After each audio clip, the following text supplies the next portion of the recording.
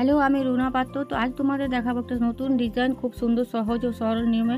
তো এটা হচ্ছে কুচি বা ফ্রিল লাগানোর সহজ নিয়ম। তো আমি প্রথমে ফেব্রিকটাকে আগে কেটে নিয়েছি, তারপরে এটা দেখো এই দিকটা উল্টা পাট আর এই দিকটা হচ্ছে সোজা সোজা মেন ফেব্রিকের উপর সোজা দিকে কুচিটা আমি আগের থেকে রেডি রেখেছি। তো কুচিটা আমি বসিয়ে নিচ্ছি। কুচিটা মোটামুটি 1 ইঞ্চির মতো আছে, কারণ একটু সেলাই যাবে 1/2 ইঞ্চি 2 সুতার মতো। তো চলো দেখো, ভিডিওটা ভালো লাগলে অবশ্যই শেষে একটা লাইক কমেন্ট করো আর শেয়ার করে দাও অনেক অনেক বন্ধুদের সাথে, যারা তারা যেমন শিখতে পারে। তো চলো, মেন ফেব্রিকের উপর সোজা পাটে আমি কুচিটা বসিয়ে নিচ্ছি।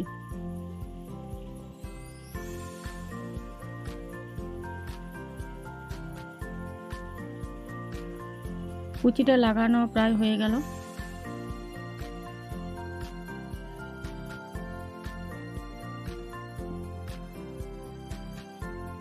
মেন ফেব্রিকের উপর কুচিটা লাগানোর পর আমি এটা নাইলনটা তার উপর চাপিয়ে দিচ্ছি।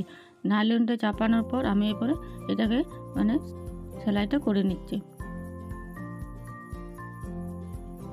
খুব সহজ এবং সরল নিয়মে কুচিটা লাগানো দেখাচ্ছি, আর এটা তোমরা শিখেও যাবে একবারে।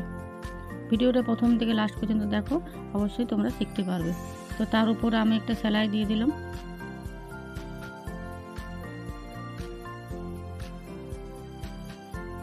এরপর বাড়তি অংশগুলো আমি কেটে পরিষ্কার করে নিচ্ছি।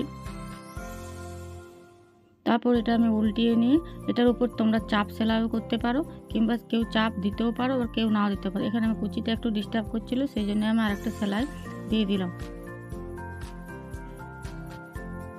চাপ সেলাইটা দিলে এই কুচিটা ভালো বসে, সেই জন্য আমি একটা চাপ সেলাই দিয়ে দিচ্ছি। কেউ আবার লেসও লাগাতে পারো, এটার উপর লেস বসিয়ে দিতে পারো।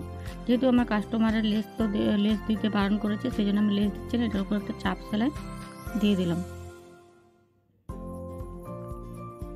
এটার উপর লেস দিলেও তোমরা খুব সুন্দর তোমাদের দেখাবে। একবার অবশ্যই ট্রাই করে দেখো, খুব সুন্দর কিন্তু ডিজাইনটা হবে। তারপর আমি পুরোটা এভাবে নাইলনটা বসিয়ে নিচ্ছি কাপড়ের উপর।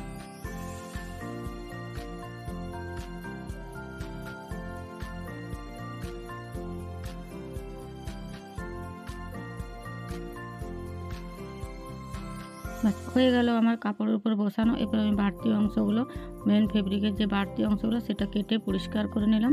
আমার প্রায় রেডি হয়ে এলো হাতের ডিজাইনটা। তো বাজু ডিজাইনটা বা হাতের ডিজাইনটা কেমন লাগলো এবং তোমরা শিখতে পারলে কি না পারলে কমেন্টে জানাও। দেখা হচ্ছে এটা নেক্সট ভিডিও। Thank you.